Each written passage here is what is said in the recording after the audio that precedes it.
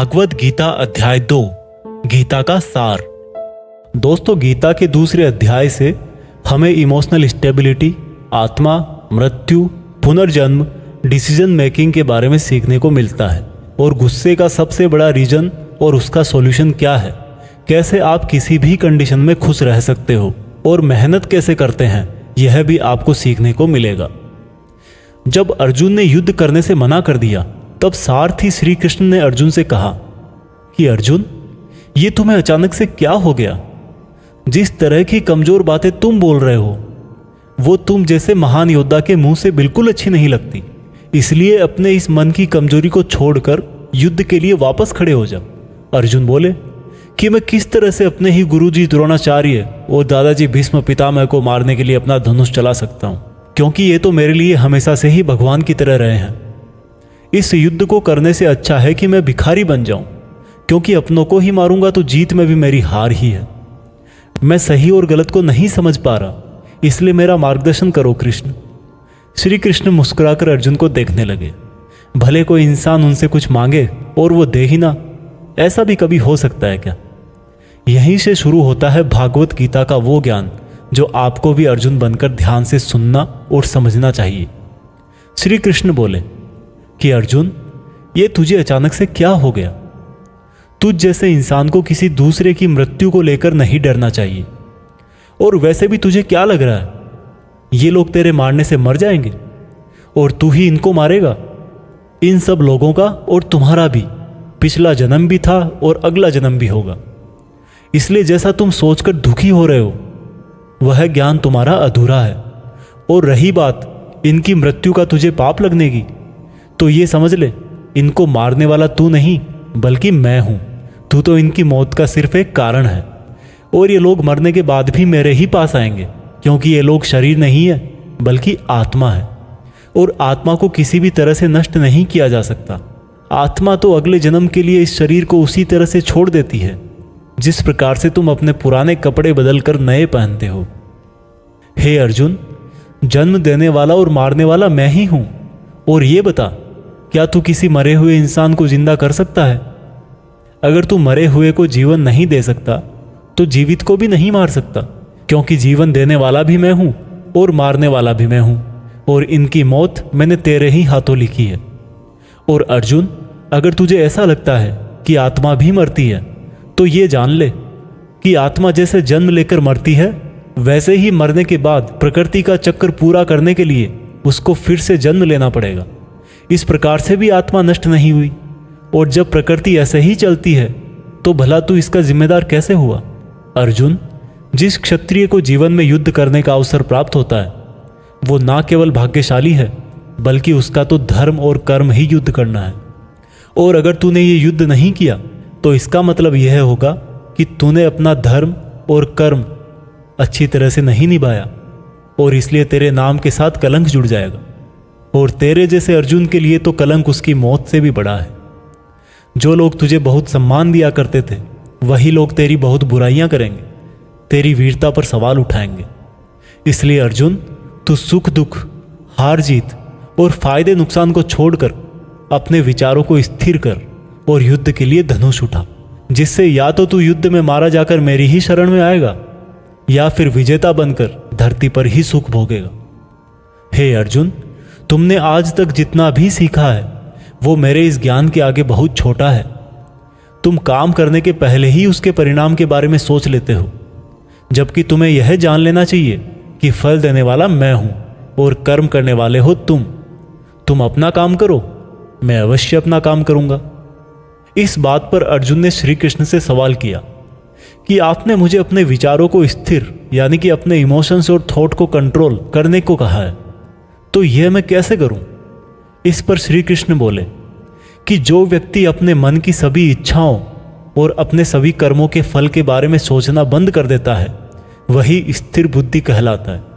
ऐसे व्यक्ति को ना तो खुद के साथ बुरा होने से दुख होता है और ना ही किसी अच्छे काम में खुशी होती है। जिसके मन से हर प्रकार का डर, भावना और क्रोध नष्ट हो गए हैं, जो शुभ अशुभ के चक्कर से बाहर निकल गया है, जो इस प्रकार से अपनी इच्छाओं को वश में कर लेता है जैसे कोई कछुआ खुद को खुद में ही समेट लेता है, उस मनुष्य की बुद्धि स्थिर हो जाती है, क्योंकि अपनी इच्छाओं के बारे में सोचते रहने से हमें वो इच्छाएं अच्छी लगने लगती है। इच्छाएं अच्छी लगने लगती है तो फिर उन इच्छाओं को पूरा करने का मन करता है। जब उन इच्छाओं को पूरा करने में कोई रुकावट आती है तो फिर हमें गुस्सा आता है, और गुस्सा आने से इंसान पागल हो जाता है, और फिर वो अपना कर्म और धर्म भूलकर खुद ही अपनी स्थिति से नीचे गिर जाता है। परंतु अगर कोई अपनी इच्छाओं को वश में करके उनका गुलाम नहीं होता तो उसका अंतर्मन शुद्ध रहता है और उसके दुख का अंत हो जाता है। और जब उसके सब दुख ही समाप्त हो जाते हैं तो उसकी बुद्धि स्थिर हो जाती है। परंतु जिसकी इच्छाएं और कामनाएं उसके मन से नहीं जाती है, वो मनुष्य कभी शांति नहीं पाता, और जब शांति ही नहीं पाएगा तो वो खुश कैसे रहेगा भला? उसकी हालत तो उस नाव की तरह होती है जिसको उसकी इच्छाओं की हवा किसी भी दिशा में बहा करके ले जा सकती है। स्थिर बुद्धि वाला प्राणी तो उस समुद्र की तरह है जिसमें चाहे कितनी ही नदियां आके मिले फिर भी उसको कोई फर्क नहीं पड़ता। और इसी तरह का स्थिर बुद्धि वाला प्राणी मृत्यु के बाद मेरी ही शरण में आता है। दोस्तों, अब आते हैं इस चैप्टर के मीनिंग पर। आप में से बहुत सारे लोग होंगे जो अपने प्रियजनों को खो देते हैं, और आज तक आप लोगों में से जिसने भी अपने प्रियजन को मृत्यु के द्वारा इस संसार से नहीं खोया है, उसको भी यह जान लेना चाहिए कि उनकी जिंदगी में भी उनके किसी सबसे प्रिय, यहाँ तक कि खुद की भी मौत एक दिन जरूर होगी। लेकिन इससे उदास होने की कोई बात नहीं है, क्योंकि खुद भगवान ने ही कहा है कि हम अपने जन्म से पहले भी इस दुनिया में नहीं थे और मौत के बाद भी नहीं रहेंगे, लेकिन उस समय हम किसी न किसी रूप में इस ब्रह्मांड में जरूर रहेंगे। और इसलिए हमें मौत से नहीं डरना चाहिए, क्योंकि या तो हमारा पुनर्जन्म होगा या फिर हम परमात्मा में हमेशा के लिए मिल जाएंगे। और जब सब लोग आखिर में एक ही जगह मिल जाएंगे तो फिर क्या भावुक होना। और यही प्रकृति का नियम भी है। और हम कोई शरीर नहीं है जो हमें डरने की जरूरत है। हम आत्मा है और उसी का अंश है जिसको हम भगवान कहते हैं। और अगर हमें बनाने वाला भगवान है तो फिर हमें उससे ही मिलने का प्रयत्न करना चाहिए। ये दुनिया तो मात्र उस ईश्वर का एक मायाजाल है। अब दोस्तों, अर्जुन डिसीजन नहीं ले पा रहे थे। जब भी हम कोई डिसीजन लेते हैं तो एक तरफ हमारा अटैचमेंट होता है और दूसरी तरफ वो होता है जो हमें करना चाहिए।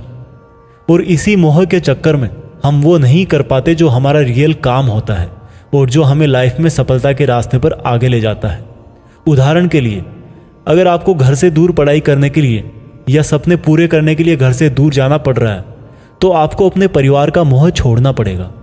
इसी तरह से आपको हर डिसीजन में यह देखना है कि आपकी लाइफ में मोह कौन कौन से हैं और आपके कर्तव्य के लिए ज़रूरी क्या है। इसके बाद बात करते हैं कि हमारी प्रॉब्लम्स का सबसे बड़ा कारण क्या है और उनका सबसे बड़ा सॉल्यूशन भी क्या है। दोस्तों, हमारे दुखों का सबसे बड़ा कारण है हमारा अपनी इच्छाओं के बारे में सोचना। जब हम अपनी इच्छाओं के बारे में सोचते हैं तो समय बीतने के बाद हम उनको पूरा करने की भी कोशिश करते हैं, और जब वो कोशिशें नाकाम हो जाती है तो हमारे अंदर गुस्सा पैदा हो जाता है। और गुस्सा ऐसी चीज़ है जिसको अगर किसी ने शरीर छोड़ने के पहले नहीं छोड़ा तो कभी आप अपने जीते जी खुश नहीं रह पाओगे। आप हमेशा अपने आप को समस्याओं से घिरा हुआ ही पाओगे, क्योंकि ये दुनिया तो सिर्फ आपका ही रिफ्लेक्शन है। अब आप यह भी बोलोगे कि अगर ज़िंदगी में कोई इच्छा ही नहीं रखेंगे तो सक्सेस कैसे हासिल होगी, नाम कैसे कमाएंगे। तो दोस्तों, इसके बारे में भगवान कृष्ण ने कहा है कि सबसे पहले आप अपने कर्म को पहचानिए, यानी कि आपके लिए ऐसा क्या करना ज़रूरी है जो आपको अपना लक्ष्य प्राप्त करवाएगा। और उसके बाद सफल होने की उम्मीद या असफल होने का डर मन में पैदा किए बिना अपने काम को ऐसे करें जैसे वो काम आप नहीं बल्कि खुद भगवान कर रहे हैं। और इस तरह से आपकी हिम्मत कभी नहीं टूटेगी, क्योंकि आपको यह लगेगा कि ये काम मैं नहीं बल्कि मेहनत भगवान कर रहे हैं। और इस तरह से आपकी हिम्मत कभी नहीं टूटेगी, क्योंकि आपको यह लगेगा ही नहीं कि आप मेहनत कर रहे हो,